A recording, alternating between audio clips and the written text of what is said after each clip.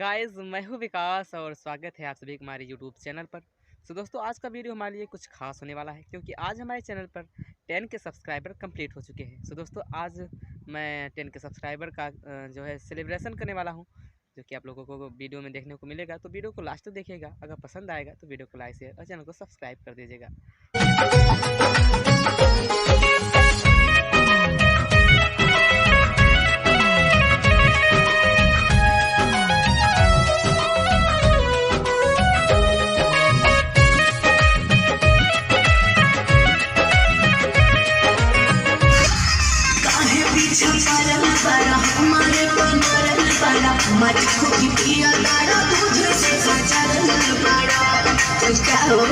ऐसा नहीं है केसर जगवलू भगिया गोरी